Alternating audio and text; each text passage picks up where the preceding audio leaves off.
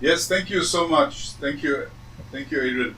And it is always a great pleasure to come here because this is the right audience for my favorite subject matter. It's all about innovation and about invention and about creating new things and the most important thing, generating profits from that and all that in a certain amount of time so that we can measure the performance. And today I have selected something that is very close to what I spoke about last year. I believe it was September, probably October. Last year we spoke about entrepreneurs, and today we speak about innovators that work in a company. And that is also something that is relevant for entrepreneurs, because when you're an entrepreneur, then the first goal would be that you build an enterprise, a company, and for the company to survive, you need to have innovators, people who innovate and bring your company forward. And today we would closer look at that process of innovation and innovating and what it means that a company is innovative. And it would also, currently I'm writing a few books, and one of the books would be for innovation effectuators who make innovations work. And the main thing the main difficulty with making innovation work is how to measure the progress the innovation is making. And there's no, standard measurement for innovation progress. But I give you one because I've developed one and I use it for my clients in my home practice. I make money with it, but that's just a sign of success that it works. And it works very well. So first I push you all out from my screen because I'm recording, and then I can put it on my website. Just what is the key? The key information here is that you can't run a mule in the Kentucky Derby. And what is the Kentucky Derby? There's a horse race. And if you bring a mule to a horse race, that's a very bad thing. So the same applies to innovation. If you bring non-creative people to innovation, then all what you get is some incremental improvement, but that would not suffice to make your company survive. Why a company needs innovation? And that is, it sounds a bit like a dumb question, but actually I hear that often. Why do we need innovation? Why don't we just continue for the next 20 years what we do? And one of the main insights of McKinsey was almost 40 years ago, the S-curve. That is the product perfection over time, or over is here. It's an S-curve, and it gets an asymptotic approach to 100%, will never become good. But what we have is, when we reach the area here, then we run out of speed. And we will look at that, how that looks like. And the question is, what happens then? Of course, we create a new S-curve early enough so that the new S-curve would carry us over the product perfection to this new area. And when this S-curve is exhausted, we get a new one, and a new one. And this way we crank up the product perfection over time. And this is called growth. And if a company stops somewhere here or misses the point or whatever, let's say they forget to initiate a new S-curve here and only discover when they're already here that they need a new S-curve, then they need to start here, and then there would be this delay. And this delay can be the death valley for them to die. And this is what happened to Nokia, just as one example. A company needs growth, and the reason is that there are only three ways of increasing the revenues of a company. The first one would be sell to new customers. The second one, sell more to the existing customers.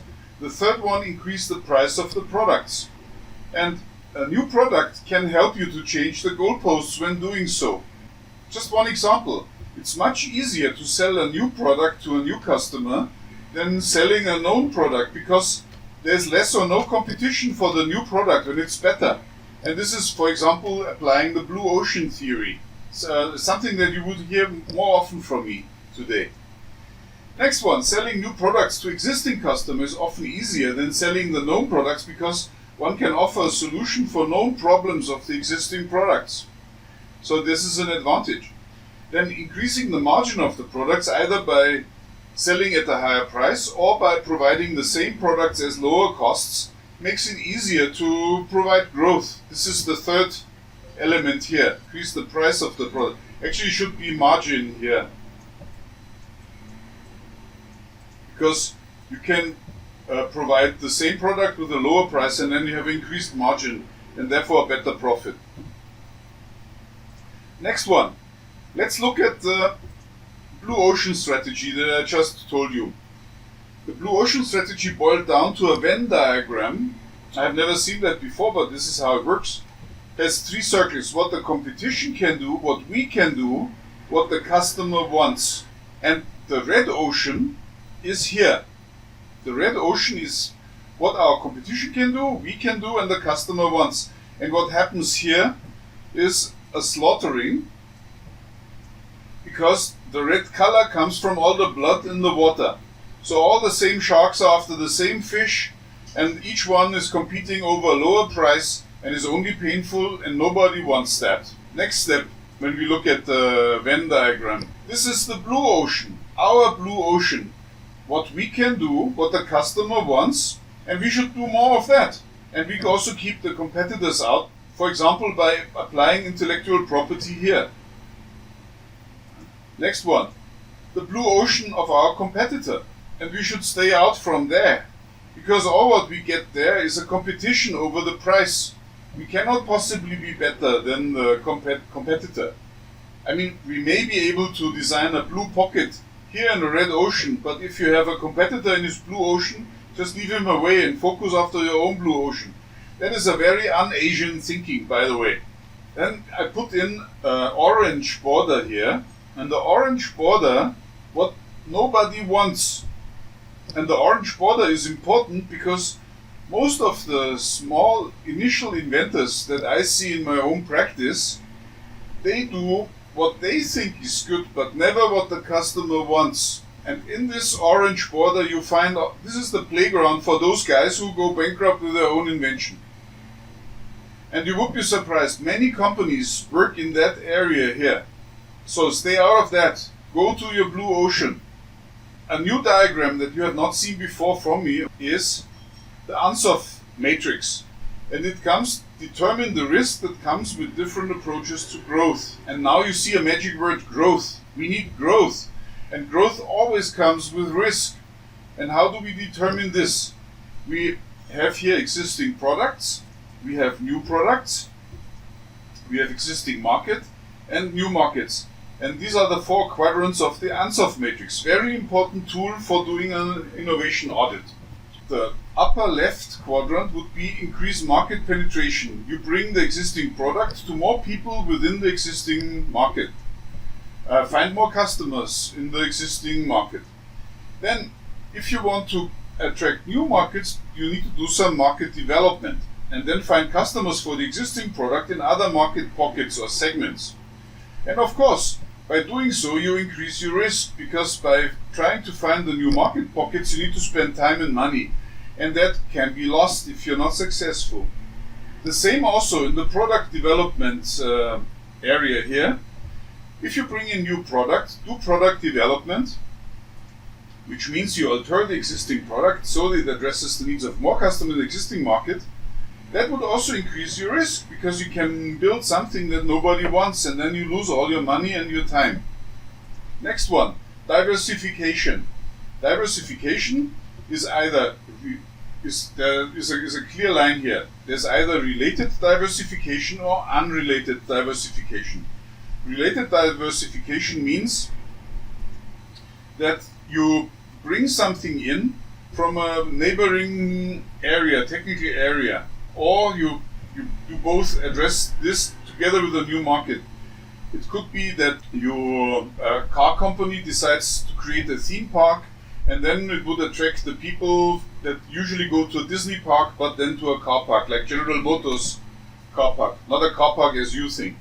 An unrelated diversification is that a company does something new in a white spot on the map. Like, for instance, in Germany, 40 years back, a steel company, Mannesmann, decided to go into the mobile phone business. And that was completely new for them.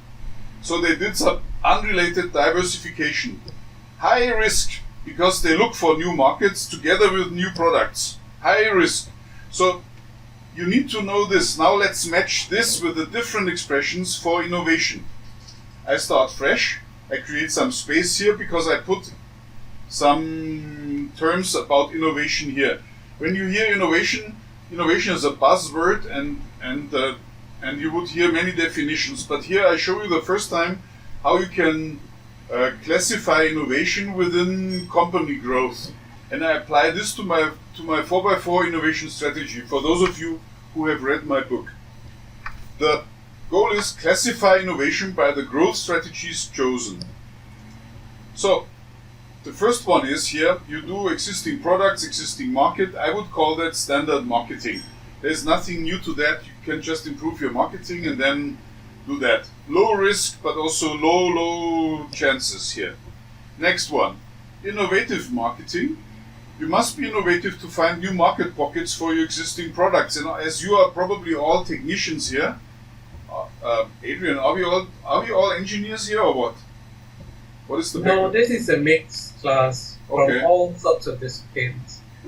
Yeah, but even better, then suddenly the economists learn how to talk with the engineers.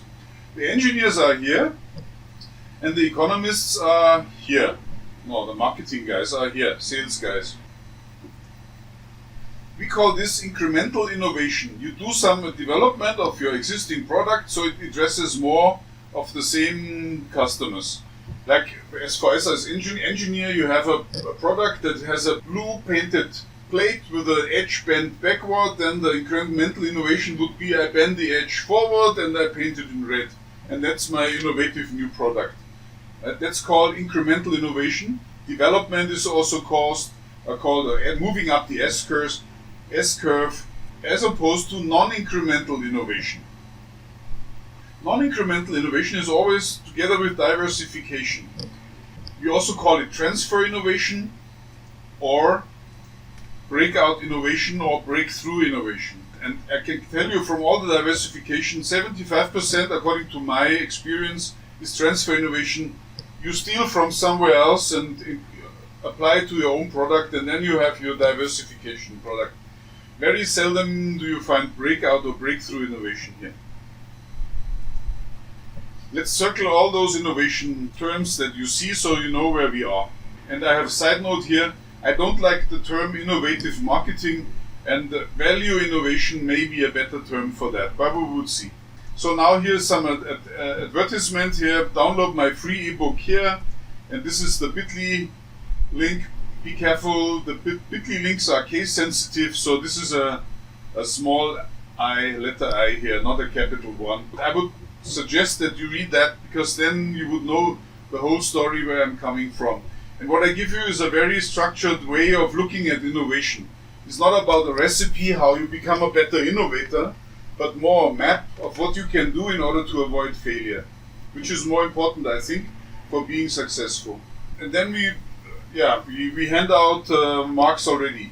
When you learn innovation at university or somewhere, then they would always give you a book written by a smart guy who may or may not be an innovator, most of the time not.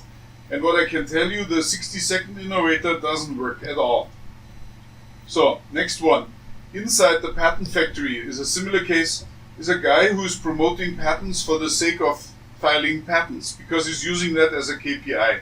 I can tell you, this is expensive and complicated and it doesn't work, and the outcome was that Nokia failed.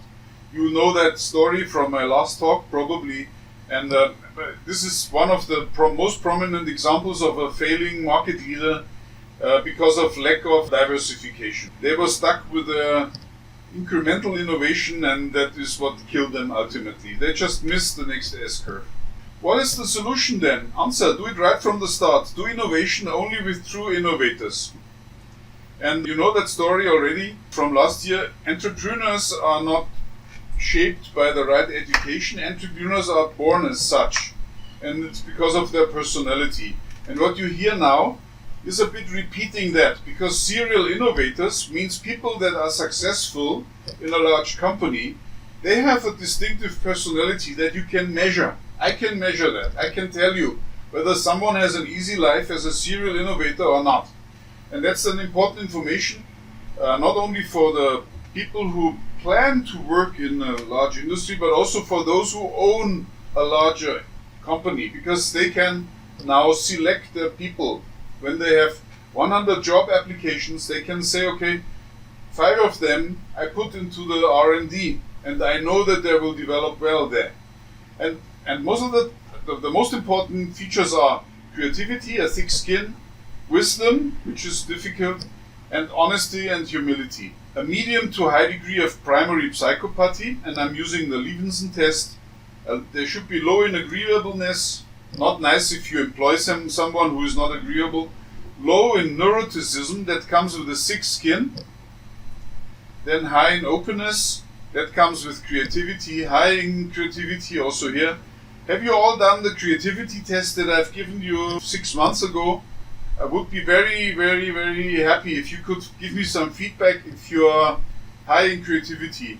My take here is that in this audience of 70 plus people, 60%, which means more than 40, have zero creativity. Zero means not even the slightest amount of creativity. And you can find it out because I have a scientifically proven creativity test here. It's slightly added, slightly changed. And I would all of you ask to do that, because only when you have done the creativity test can you speak about innovation. So many people speak about innovation who have zero creativity. And all what they do is they speak about innovation in a view from after the innovation having happened. By using hindsight, you would go nowhere in innovation. Same as in investments. If you try to be a good investor by applying hindsight, you go nowhere. And the same happens to innovation. Next one. Medium to high in IQ, not too low and also not too high, for several reasons. They should be level 5 leaders. Now that's a difficult thing. Good, Jim Collins, good to great. And should be high in honesty, humility, hexaco test. That's what I'm using. And then in short words, serial innovators are much like entrepreneurs, but more risk avoiding and therefore without the ambition to have their own company, with all the liabilities that come with that. You can see more about that when you watch my 4x4 entrepreneur talk. That would be a similar test applied to people when they do that here. So, comparison. This is what the Founder Institute says.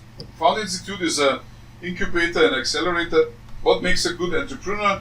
I should put here /innovator. Professional experience means if you come from university, you cannot be a good innovator. High fluid intelligence, that's partly right, because high fluid means it's based on static intelligence, and you need static intelligence to develop high fluid intelligence. So you're back to the IQ. And then high openness and moderate agreeableness means you don't say yes to everything. And what is a bad entrepreneur and innovator? Predatory aggressiveness and narcissism. This is something like secondary psychopathy. Excuse making is a wrong attitude. I hear that often. Then deceit, not being honest, and emotional instability that comes with a neuroticism measurement and the Big 5 measurement. Okay, and then the one funny thing with innovation is, it's most of the time not the innovative people that talk about how to innovate. Look at the innovative background of innovation gurus. So if you work with an innovation gurus, just look, how many patents do they have? How many successful products do they have on the market? If it's zero, then it's at best a good opinion, or maybe ex post facto view hindsight. Ex post facto was the word I was looking for. Ex post facto means from after when it happened. Example, Clayton Christensen. Actually, he's dead in the meantime. I should take this out from my slide, but I have it here. He has zero tangible innovation in his CV except for writing his books. And he is a Harvard University professor for innovation, and he wrote this famous book, The Innovator's Dilemma. Okay, what happens when you, innovator, go to a normal company of today? Then usually you're seeing an uncreative Dean ISO consultant who would measure your innovation with a KPI.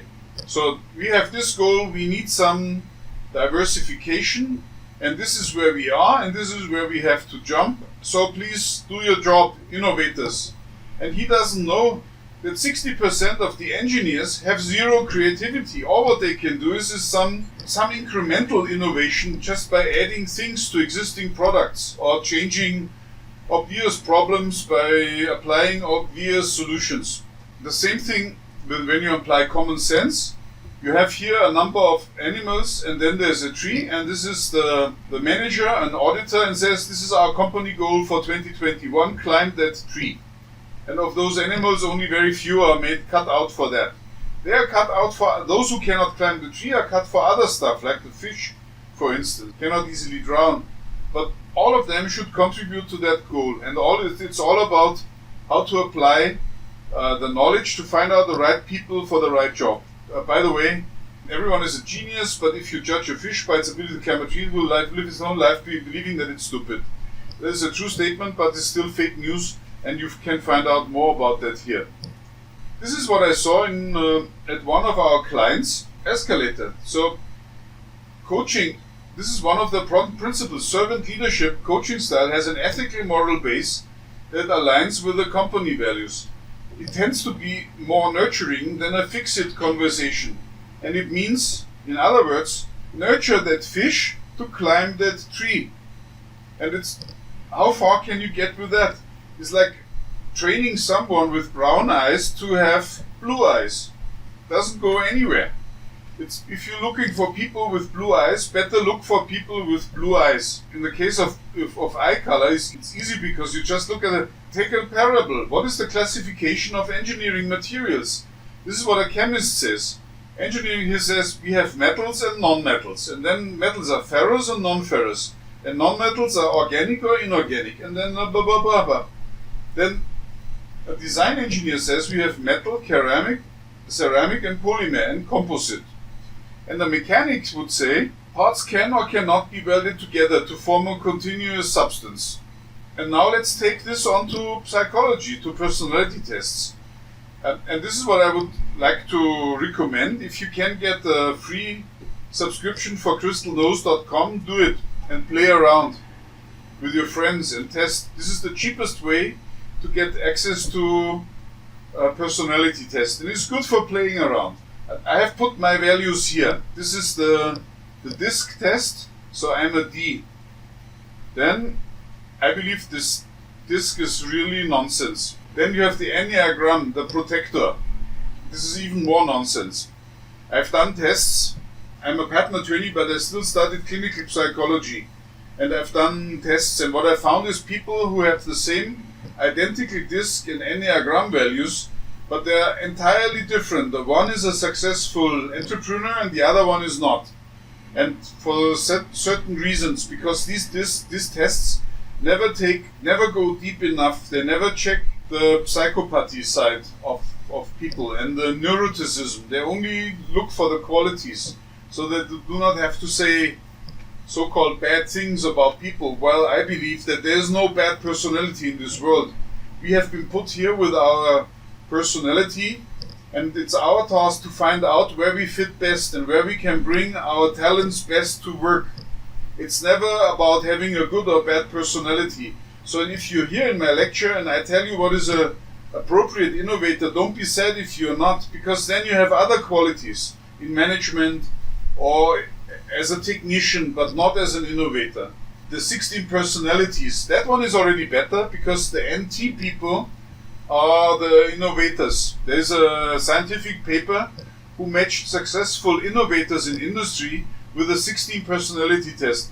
The bad thing is only that they have used the 16 personality because this is not considered to be scientific. Then we have the values assessment in Crystal Nose. This is even less useful.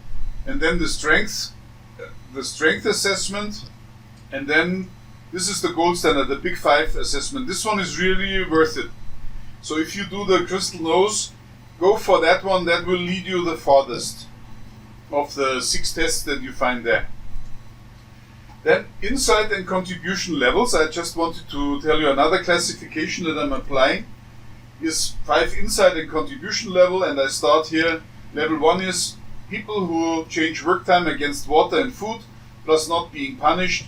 The slaves at the pyramids worked according to that concept, and that worked, by the way. but no innovation, of course. Level 2, you replace the whip and the food and the water with money, and then you end up with people who are selling the time for money. Work time against salary. And then level 3 goals, you have people, you give them a KPI, reach that goal, that KPI. Once they have reached it after 25 days, the target for the month is reached, and what you would see is a flat curve. This is a typical outcome when you have someone from a level 3 mindset. Level 4, changing goals, that's better, but like a fly on a window, the fly walks around on the window, each task is completed, and after one task is done, takes on the next goal and the next goal and the next goal, and the fly doesn't reach very far. At the end of the day, it just went from here to here, a very short distance, while the fly was required to walk from here to here at the end of the day.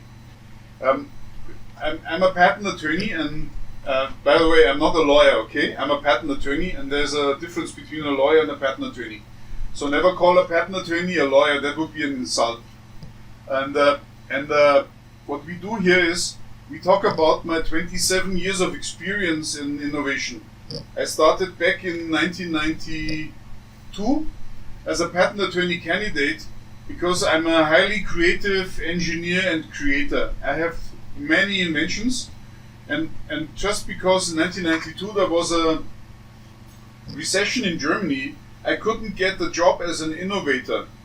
And so I took the easiest, which was I studied patent law and became a patent attorney.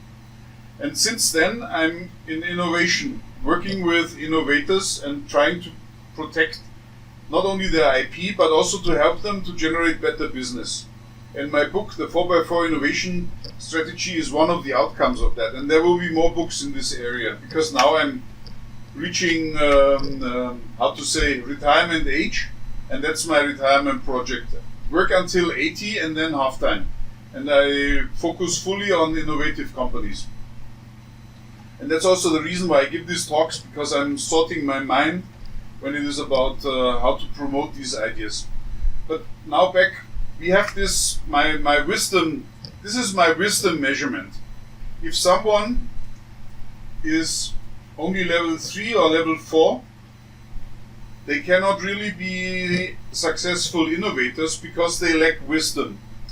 Wisdom is what you need to have in order to do the right thing for your company, to promote that. And I will show you an example that illustrates that better.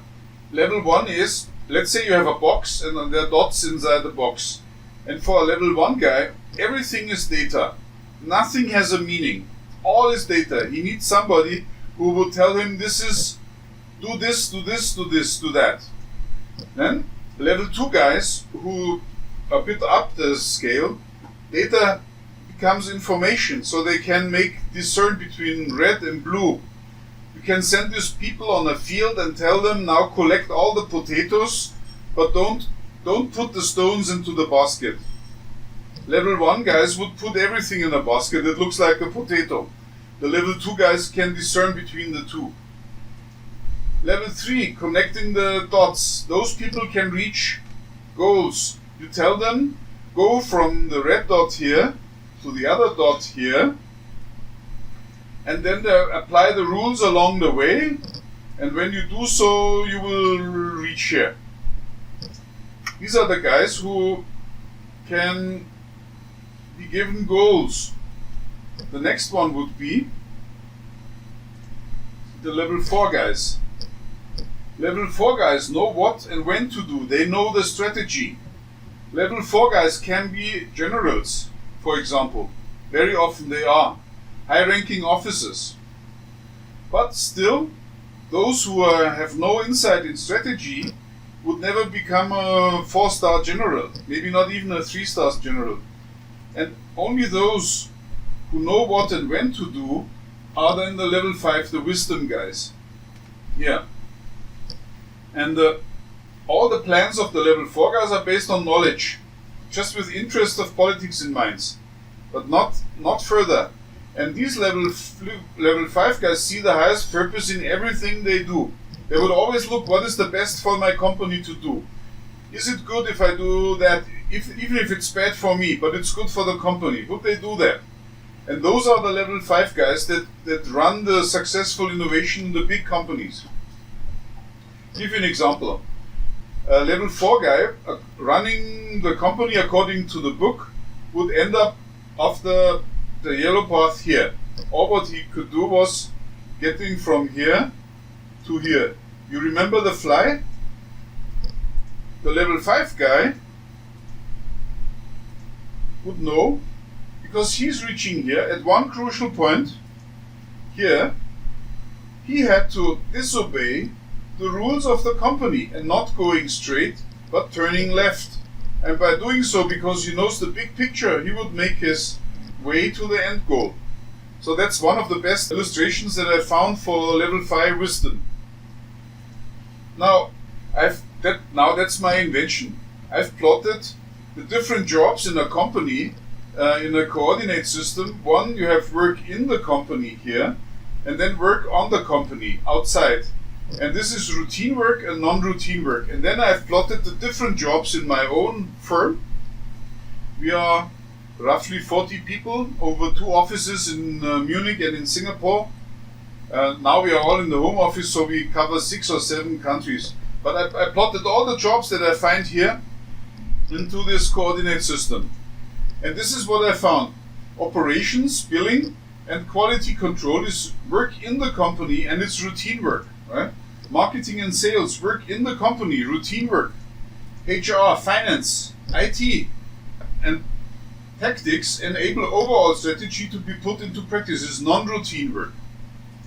Automation or improved processes, decision making, firefighting, tapping shoulders to get workload done, workload balancing, and all that for marketing and sales, operation, HR, finance, and IT.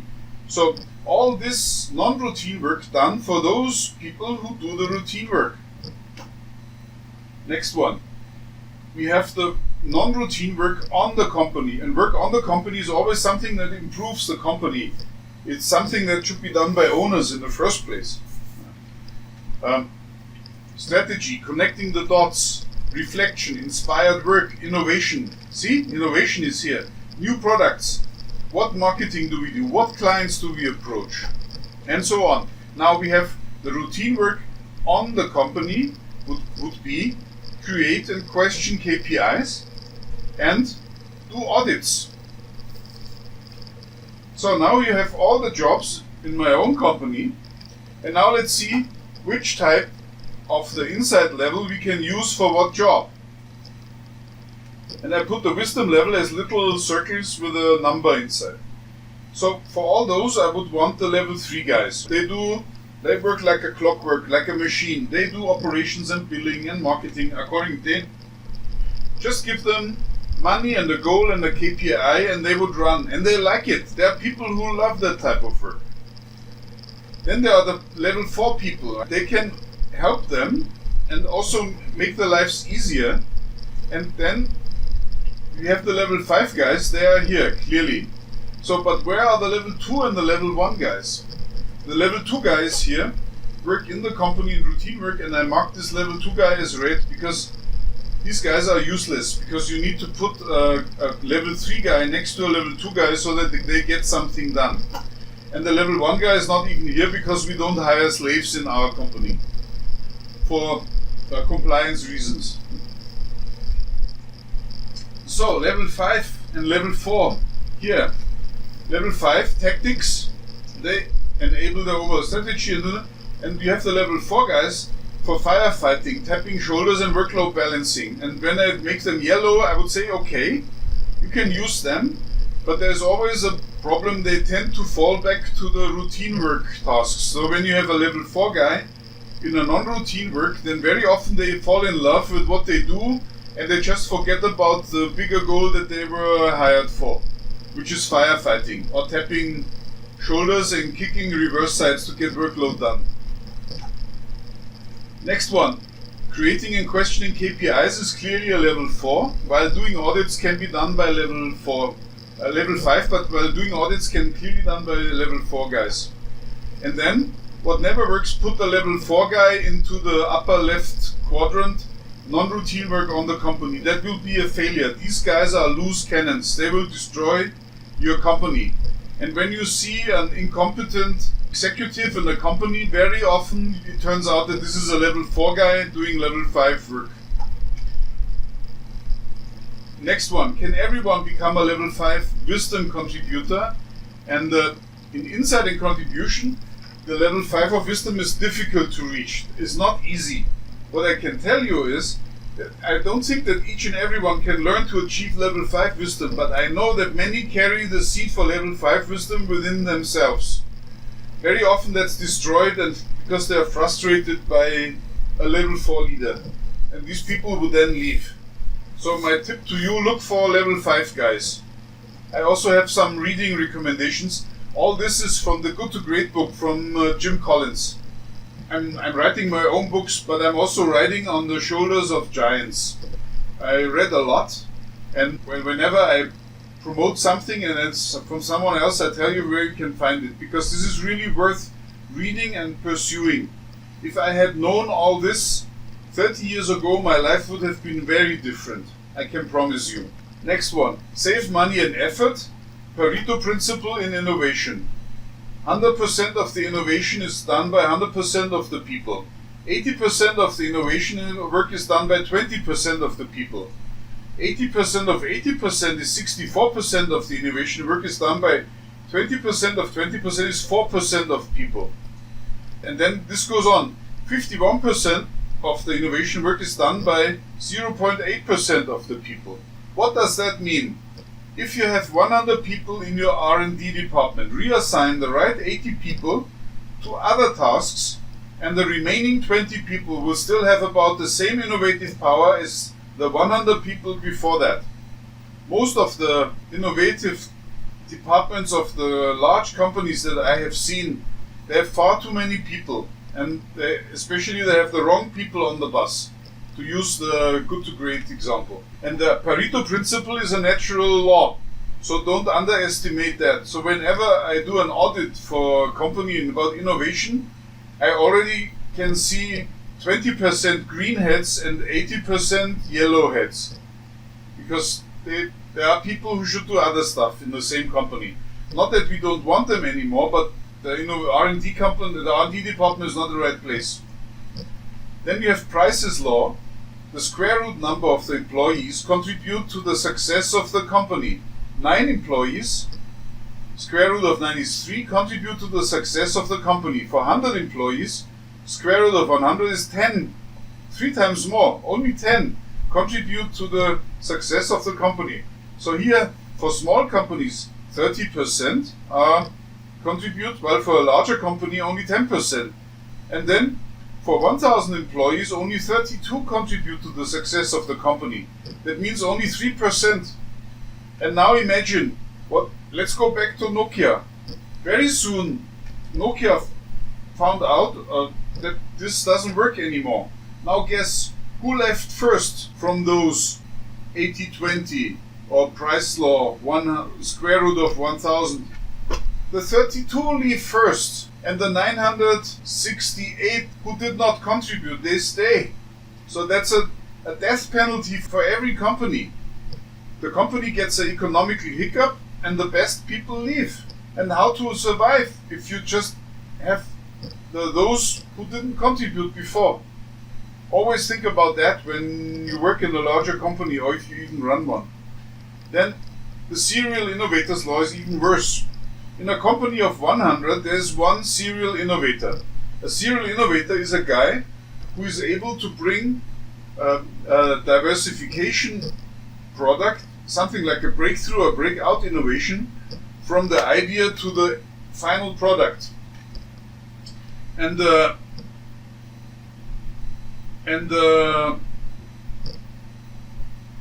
these people are very rare. And in a company of 100, there is one serial innovator only. In a company of 1,000, there are 2 serial innovators, maybe 3, but not 4. And in a company of 10,000, there are still 2, or maybe 3 zero innovators, because the others, there should be 9 times 2, 18 others. They have left after getting frustrated by the management. And that's a fact. A typical dialogue for frustrating a zero innovator goes as follows. Innovator, I found a way to save $1 million by spending only $10,000. Manager, the 10,000 would come out of my budget, but the savings of 1 million goes to someone else's budget. That's not feasible. Can you see the irony here? The million is a saving for the company who pays the manager's salary. But still he doesn't want to fork out the 10,000 because he would not be decorated with collecting the million. That's only one. This happened to me, by the way, when I worked for a subsidiary of NASA in Canada. So, long time ago. The innovator, the stockholders might disagree, and the answer is that's why stockholders are never invited to meetings. Actually, that twist is from someone whom I told the story, and it's not from me. But so this is what happens. Other frustrations I've seen is someone started out in the Ansoff matrix in the high risk quadrant, and when everything was prepared and all what was missing was that someone would open the flow for the money to come in. They said no. Why not? Oh, because I have only 3 years to retirement and I don't want to have a failure in my CV, because after that I want to work as a consultant. And then they would say I'm a failure. So that's really frustrating if you have prepared everything for a new product and then you cannot go ahead. Renaissance time is what? Because when you remember, the first slide said, tonight you will have a Renaissance time with me. Renaissance is a French word, and it means to be born again. And again, I have a coordinate system here, predictable and productive, and unproductive and unpredictable. And then I put in several states of my own being. Predictable productive is the Protestant way of turning time into a tangible value. Right? We always have a bad conscience when we don't work because we don't produce income. We work for money, we work for obligation. This is real work. And then there are other real works, like a telephone, or emails, or social media. And you see, in the coordinate system, we go down from the productive, predictable, to the predictable, unproductive. And the next step would be, they look like work, but they are not work. And please admit it to yourself. Very often you are here, like scrolling mindlessly through Facebook. You're hitting refresh on your email inbox every 2.5 minutes. You're jumping on Twitter instead of doing that important work. You have superficial coffee meetings or Chinese New Year visitations. You're all here, predictable, you know already what happens, unproductive. Same holidays at the same place next year. Comfort zone and barnacles. This is your comfort zone, you like it because you feel comfortable, but at the same time this is like the muscles that stick to the body of a ship over time and that decrease the efficiency. It hinders the ship from advancing, and this is what you do, and you should realize that you're doing that. And then better is you shift the unproductive from predictable to unpredictable. You do an unexpected bus trip to Pandan Gardens. Don't ask me where Pandan Gardens is, but I ended up there involuntarily one day. You do a private pilot license practice for some reason. This is unpredictable, but also unproductive.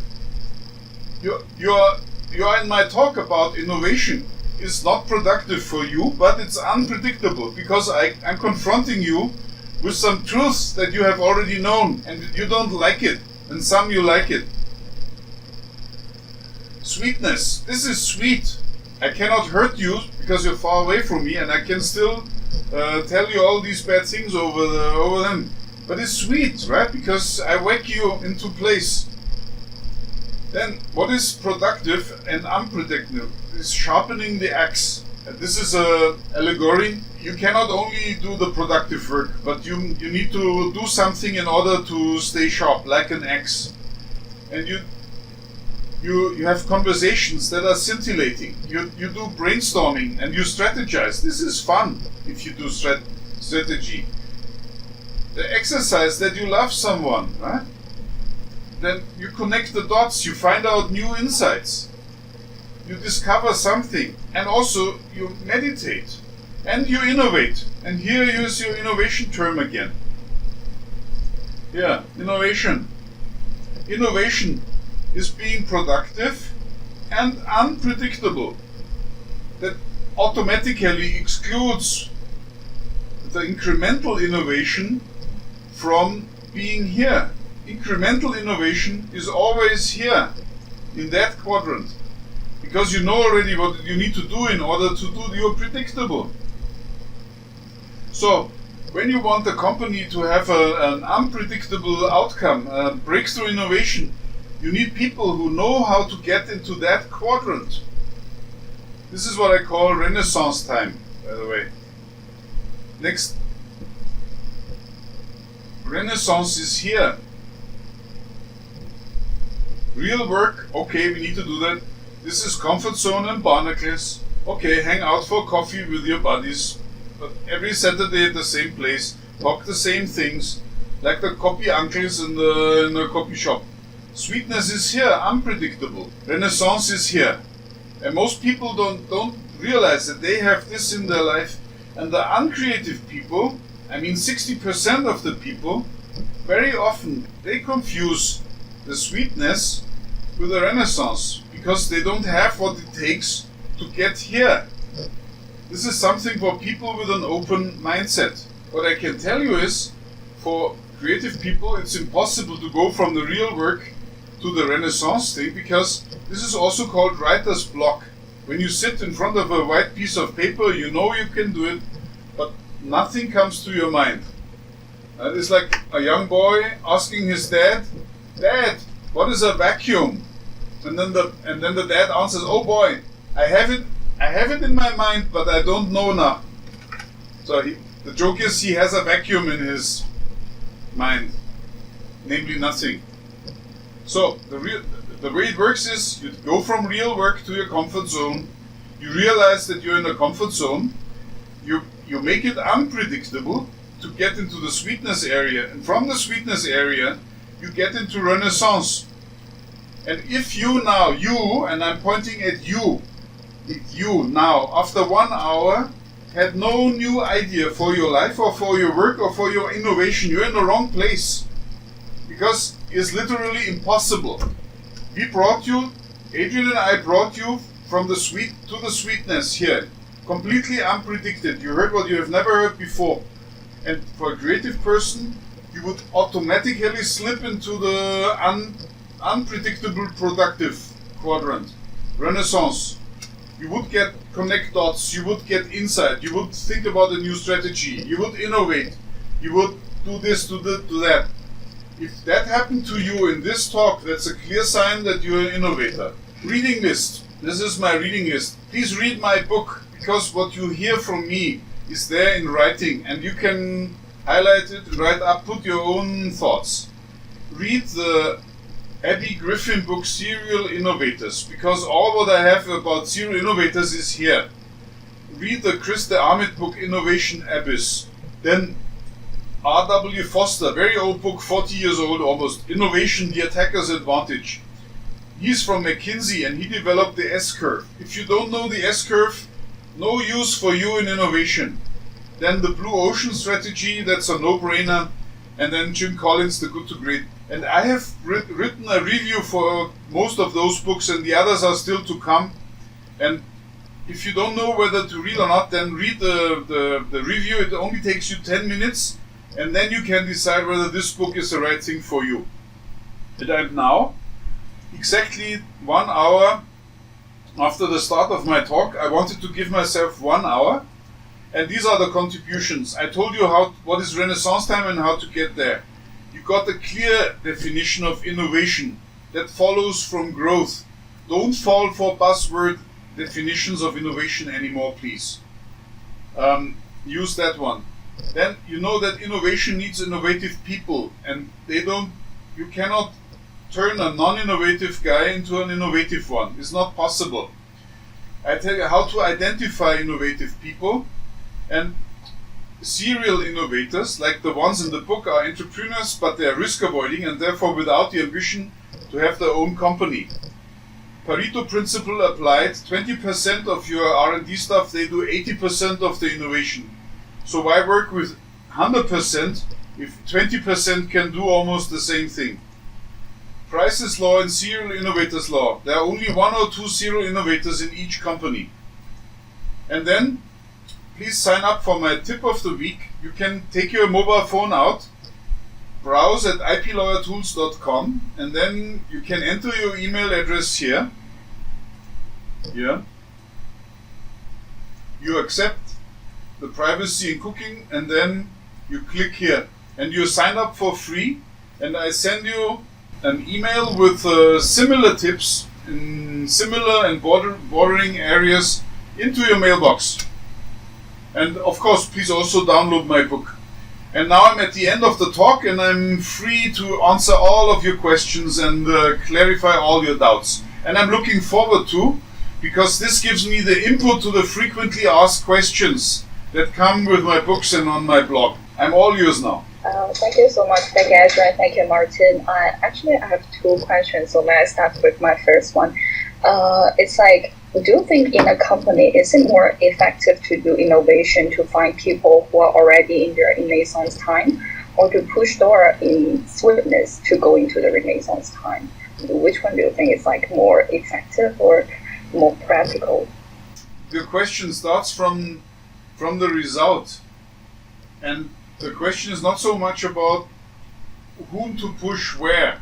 The question is, most of the people I know, 80%, they are stuck in the Barnacles quadrant. They're chasing their emails, they doing their Twitter, they call their mom, they do this and that. And these guys are also not able to do any innovative work. Those who are, you need to find out. And you can only find out if you analyze their personality, which is not difficult because I've given you all the clues on my website. You have all the resources. So I would suggest that, and I've done that in my company, to measure the personality of everyone who is in the R&D department. And those who refuse to do so, they don't belong to the R&D department because they have a lack of openness. They reveal themselves. And once you have identified your R&D department, then it's all about how to develop that R&D department to the serial innovation. And of course you would do, my recommendation is to apply agile management and doing scrums, because when you force an R&D department to do scrum sprints, it would immediately come out who can contribute and who doesn't. And then cut away those who cannot. And those who are left over, believe me, they will automatically go into the Renaissance from the sweetness. If you just create a company hangout together and they sit together on a train, they would get into the Renaissance quadrant easily. It's all about identifying the people that you have, cutting away those people that should not be in the team, and then already start to work with the remainder that is there. And that works. Does this help? Yes, thank you so much.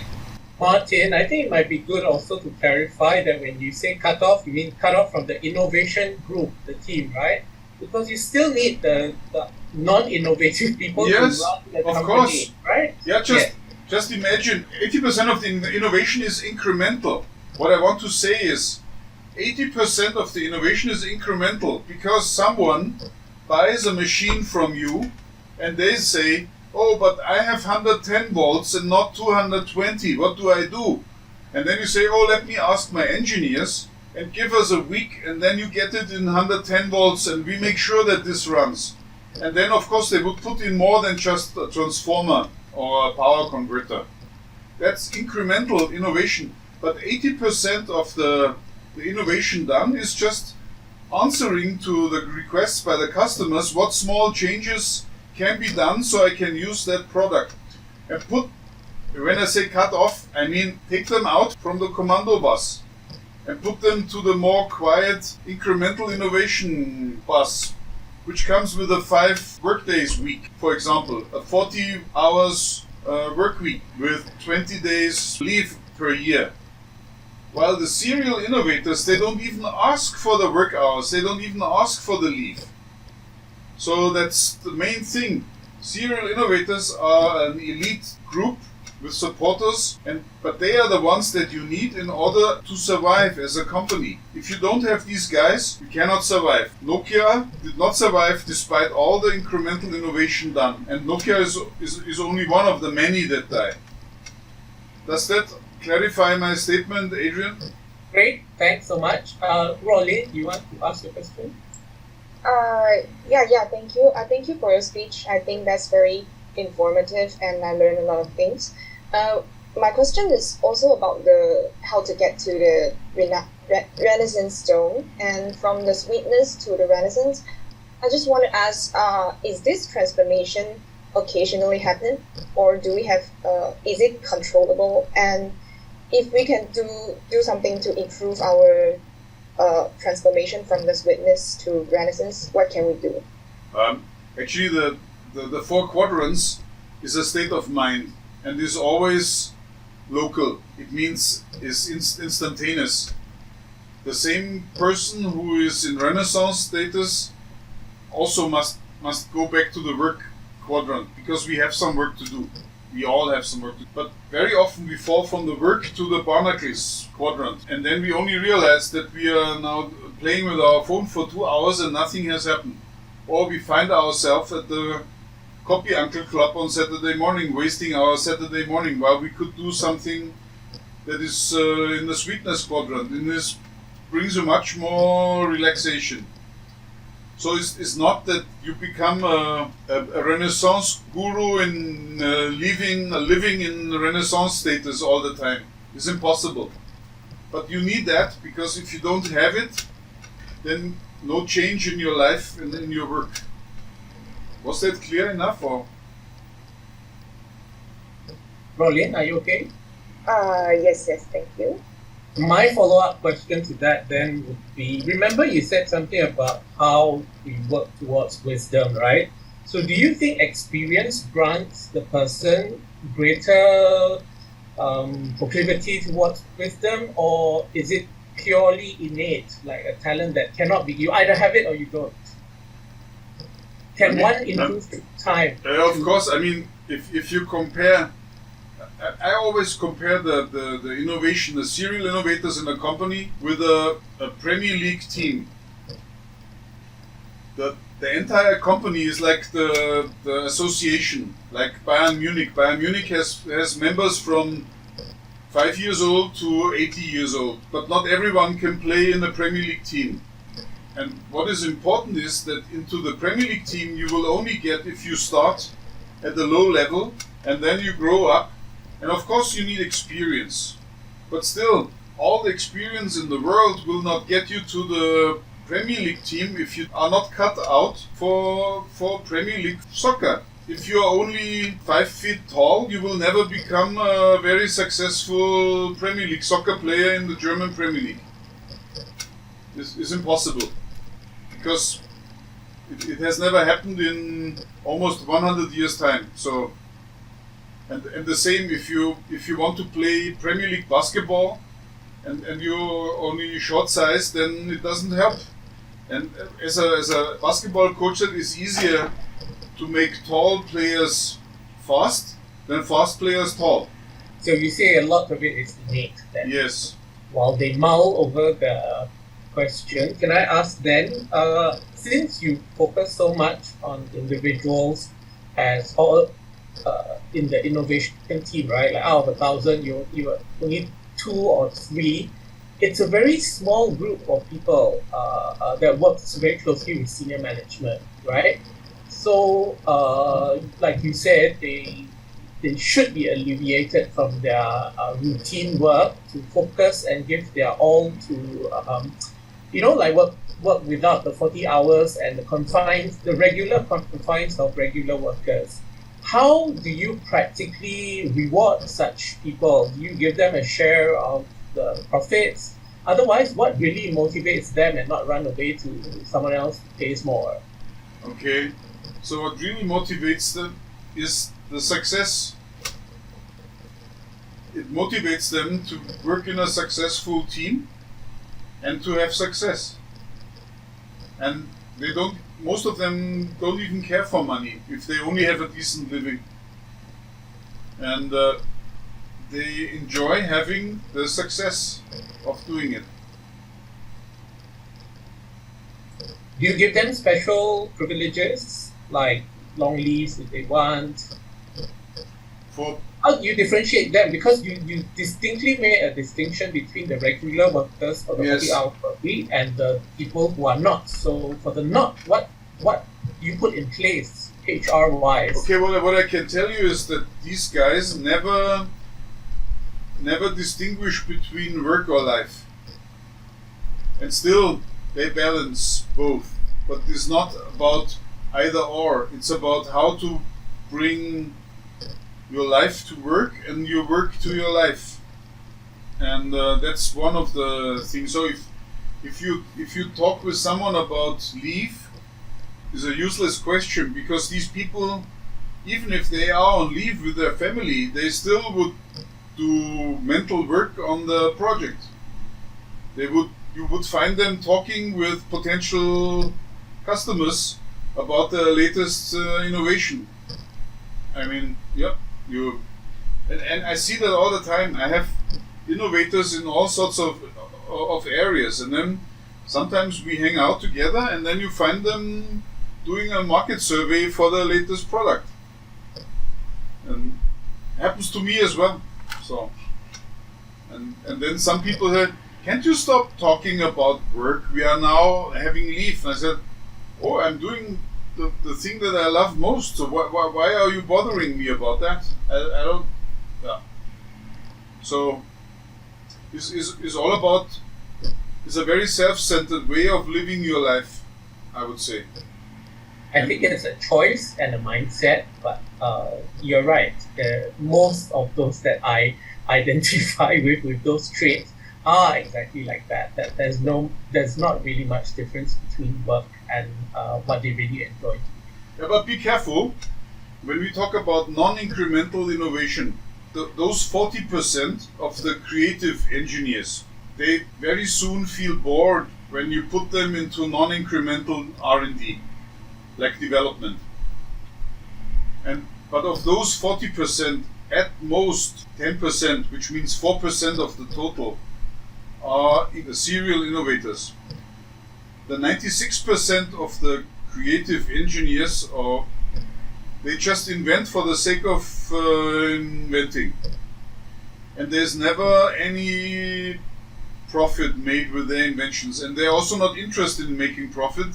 They think, I'm innovating and that should be enough.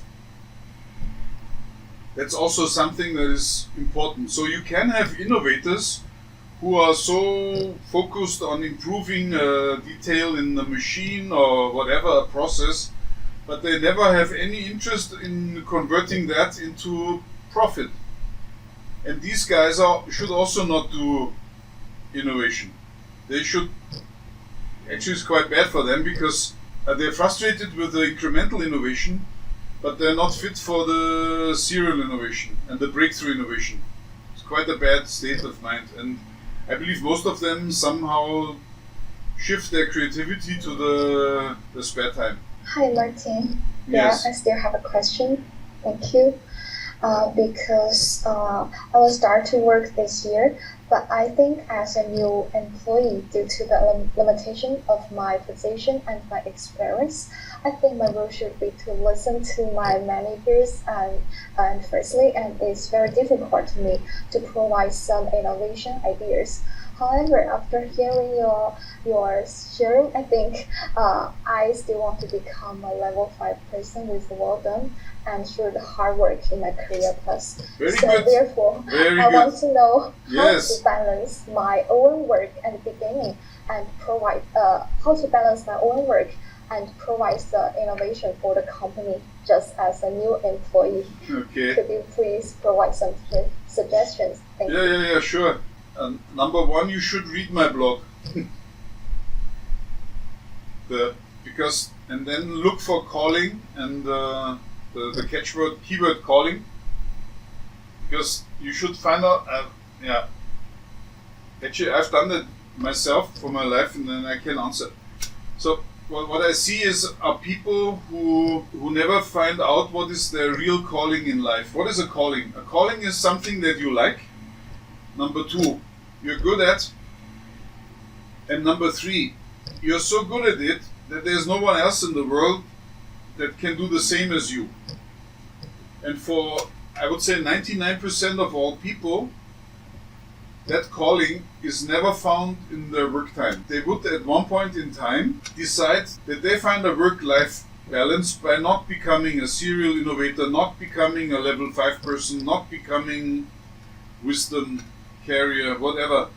And then you should do your work and get the highest paid job that you can get, deliver very good results, be alert, but then develop your calling in your spare time and finance your calling with the money that you make from the work. That's much better than looking for a job where you find that fulfillment that you will never get. And when you start, I want to become an innovator, then you get easily trapped into something that you will never become. It's a bit like, oh, I see that I'm a young soccer player and I want to play Premier League. I don't care which team, but I want to play Premier League. I want to be in the TV. I want my mother to see me playing Premier League.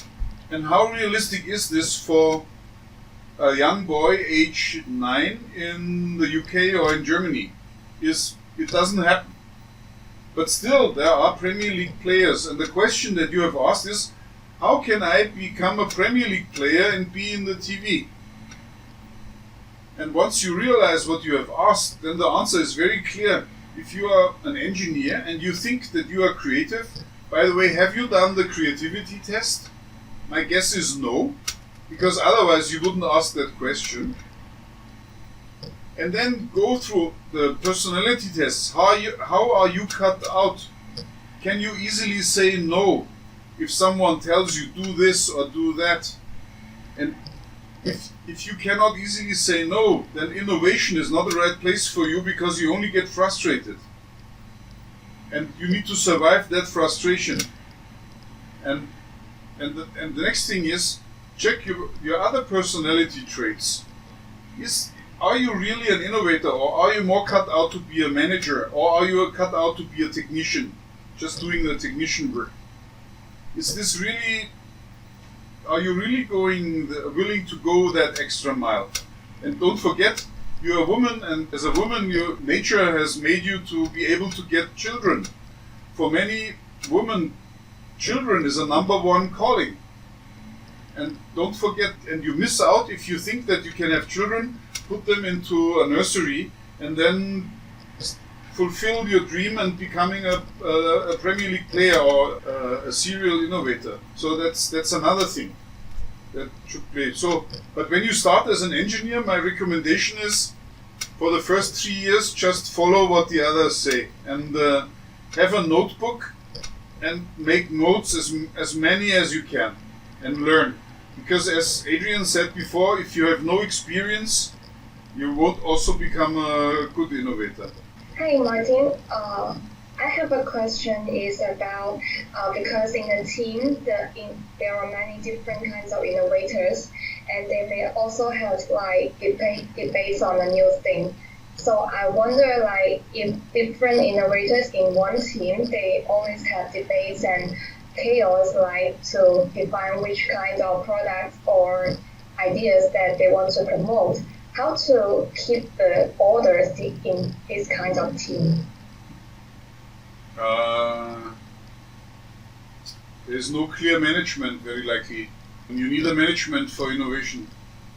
And the more disruptive the innovation, the more difficult the management of it. And I would say if there are quarrels and nothing happens as an outcome, that is simply a lack of leadership and a lack of rules. Maybe even the whole thing is a rotten institution. Good institutions have 5 layers. First one, there should be a governing principle, some inherent reason why the structure exists. That very often is the owner who sets something out with that. The second level, there should be a hierarchy. No hierarchy, then there's no order. Then there should be a set of rules. If there's no set of rules, then people can do what they want, and there should be rules. And if they're quarreling, and I'm quite sure either that's because there are rules, quarrel is a company culture, or people are infringing some rules. If that is the case, I don't know, it depends very much on a company. But then there should also be consequences. If someone sticks with the rules, there should be a reward. And if someone doesn't comply with the rules, there should be a punishment. And that's very often lacking, and that's a main part of the leadership failure. And also what is not often not there is a number 5, there should be some legacy. So if people leave the company, do they have the mindset that they are sure that they left the company in a better state than they found the company? Is this legacy principle inside the people? Very often is not. So, and then if you don't have these 5 levels, then these people are running around like chicken, and then this is one thing that you see probably. What do you think?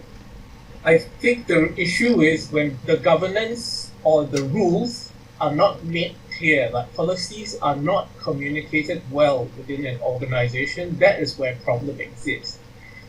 Yes, we can have disagreements over, tactics or how to get a job done, but the main ideals, the values of the company cannot change, and those things must be spelled out, like you say, very clearly. Usually we have a governance manual, so if anyone infringes that, it infringes the very essence or the value of the company. And then, as you say, there must be consequences. Otherwise, all hell breaks loose, right? But I think there's kind of a middle ground somewhere, because having been in a board, it's also quite difficult when situations emerge that you have not planned for in your governance manual, or the rules are not clear, right? Like in law, even where that's why we have lawyers, right? To interpret the law in a way that kind of suits the situation and try to find a solution to the thing. So that's where sometimes I think senior management, through their experience, helps guide the operations much well, and the board actually is more like an oversight, and they kind of recommend ways to go, but the decision must be taken by at the senior management level over issues like you say, of transgression and insubordination, things like that. Yeah, but I think that's a bit specific.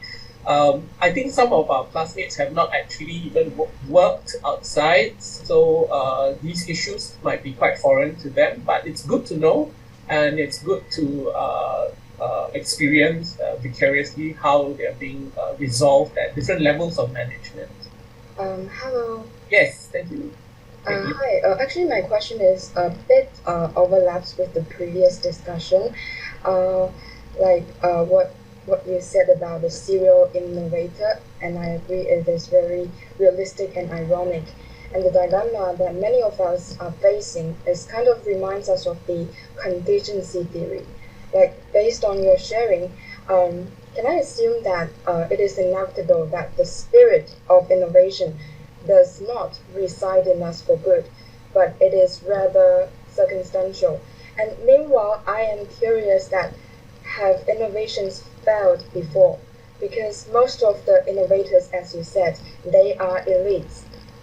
But sometimes the elites are not the solution, they are the problem. I mean, here I'm referring to innovation also bring risks because people and environment will change. So how do organization and individual measure the risk of innovation before they do the decision making? Haha, I can tell you that in 99.99999% of the cases, there's never a risk evaluation done when companies go into innovation. It's always gut feeling. It's like, how do serial innovators sustain their like so-called sweetness? That's very simple. Become bored, get into the barnacles, from there in the sweetness, and then to the renaissance. And it's like you wake up in the morning, you brush your teeth, then you have breakfast, and then you get on your bicycle. The innovators are like that. The problem is, many innovators, they don't recognize the mechanics. And then they take on too many responsibilities, and they try to do everything themselves. And they never have a team and never a manager. And then very often innovators end up in mental problems because somehow they wear out. They don't see that they're wearing out with things that they all do themselves. So that's something that I can see. But if you're patient and they will always come back, be innovative. Okay, got it. Thank you. Hi, Hope. I have a question. Can I ask? So my question. So my question is about the external environment matters impact on the shaping of the individual's personality for innovation. Because in another class that I attend this year, which is called Intellectual Capital, the professor said that when looking at the amount of innovation, or we say more tangible patent application for intellectual property across nations, that Northern European states always rank as the top 5 or top 3 countries because those countries all have very sound social welfare system that people here actually are least worried about losing jobs because the country can give sufficient support so that then they have more time or more desire to bring their innovative ideas to practice or life. And you said that earlier that those people who innovation actually don't care much about salary or incentive. So I want to know that the external social environment matters when cultivating innovation or innovative people, and if so, that can be applied or drive some insight when it comes to the company's management environment. Actually, that question goes very deep. Because it goes really very deep. Because in social sciences of today, there is this idea that everybody can become everything. And if you apply that to innovation, that means that you just need to supply the right stuff to certain people and suddenly they would innovate. And instead of looking at the profit made with innovation, they count the number of patents filed, which is a very bad KPI because it's just a matter of how much you care about filing patents. It's like writing scientific articles. You can write scientific articles and not contribute much, and then you can also file patent applications without any contribution.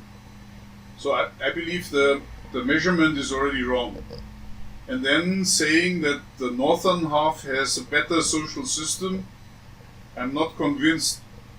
The fact that you pay people a certain amount of money does not mean that they are better taken care of. Of course, there are things that you can only do with money, but others are also more important, especially when you look at happiness of people of old age. they would tell you that, and actually this is a scientific finding, and I have an article stating that I wrote about that one. Those people at old age that are happier than others simply have better social contacts. It's not about money. So I believe this whole idea of promoting innovation by whatever, because the society is more developed, I cannot see proof of that around me. But I'm also a patent attorney in innovation, and I'm not a social scientist. But I have my doubts about that theory. That's good. That's a new perspective for me to think about. Yeah, it's a bit similar. Why are people criminals? I mean, when you look at, and I went into that because I'm one of the experts for psychopathy. I gave a talk at the World Psychology Congress in Prague last year. No, presented a paper, better like that, and it was about employee happiness and psychopathy. And one of the things that I found is that when studying psychopathy, that most of the people, I would say, nearly 100% of the people who are in jail, they have a high degree of psychopathy. Just the difference between those in the cells and those outside the cells is that the ones outside the cells learned to behave, while the ones inside the cells did not. And so they ended up inside the cells, and those who look after them while they're inside the cells are also psychopaths, but they behave. And that's scientific. So there is measurement for that. And what I hear is that social scientists say to criminals, oh, you're only so bad because your environment was so bad when you were young. Or now you're so poor, that's the reason why you have to steal. So now we give you more money, because here's money taken from the rich. And now please, as you are now recovered from your criminal deeds, join us in getting more money for others so that they can also be freed from that bad thing. I believe that is complete nonsense, but you hear that often. Same thing. Martin, do you have more time? Otherwise, we will thank you. Yeah. Thank you. I'm all yours. If there are more questions, I mean, the good thing here with this talk is I can see myself. I move away from the actual intellectual property where I started many years ago into management and business, and how does that work? And it goes down to what society do we have, and what would we promote and what not? What are our KPIs as a society? Why do we send people to university for studying innovation? That's it. Sorry, Martin, why don't you share a bit about those findings that you have done? You know, the realization, the reflexiveness of the moving from a very technical area, because you were originally trained as an engineer, right? Yes. And having gone through all your different courses and perceptions of how society, community life is, it's a great change from the training that you received and the realization. So that I think would help, because I think a lot of us are still trapped in that mindset of reviewing things in a very mechanical way, like even with life, as opposed to the things that you talked about, you know, looking beyond. I believe it has to do with age. So at one point in time, you realize that, at least that happens to me, and I've seen that in others. At one point in time, you realize that the time that you have left is getting less and less and less and less, and the money that you save or not, whatever, is getting more and more and more. And that by adding on more money to the existing money, that is less significant than realizing that you lose time for something. I believe that's when many people get a midlife crisis, which I did not have. Many people around me had midlife crises. Of course, and then you must have the right books around you and the right people whom you talk with. And then I mean, there's so much out there that you can. I understand that if you're in your 30s, that you're chasing success, but that would automatically change at the later time when you see that success is not it, but significance is the thing to chase for. And again, I've talked before that about the calling. And for me, it was always clear that my calling was work in innovation, and to make this clear, find out how innovation works. And so this became my calling since day one of being a patent attorney. So I always helped innovators, inventors, to be successful in business. And when I found out that most of them were not successful, is it me who is the root cause for that, or is it something else? And then this is when I discovered that you can measure personalities. And I spoke about that 1 hour ago. So I would recommend that you find out what personality you have early, and also find out what you want to achieve in life, so that you're not disappointed when you realize that it's too late to change direction. And I've done that at a very young age, very young, below 30. So, but there was also someone who guided me. If I can be the one, I would be happy. And my website has a lot of materials on that. But the basic principle is that you realize that most people cannot fulfill the calling in life in the day-to-day job. And it's not a bad thing. It's about realizing it, that you cannot, for some reason, in the job that you have, become that best one in the world that is dearly missed when he dies or she dies. That's something that I think is necessary to realize early. Yeah, So- I cannot agree more, but sometimes it's very difficult for young people Yeah. here to see that, right? Because they have not experienced and they have not gone through that whole period of questioning and working out these issues, which we try very hard to make them do in class. But sometimes they just need to go through, and I guess that's where experience comes in, right? That after certain milestones in life, they begin to ruminate and think a bit harder about the kind of important questions that they should be answering instead of the... Yeah, I mean, a very simple thing that you could do is there's a book written by Hans Glint. What I can do is I can put a Dropbox link here. Yeah, that would be good. Yeah, everyone here who is Yeah. younger than 30 years old should do this. Well, on that note, really appreciate your time, Martin. Okay, We've been making a Thanks. lot of things. Thank you so much, and we look forward to seeing you soon. That time. thank you. Goodbye. Take care. Bye bye.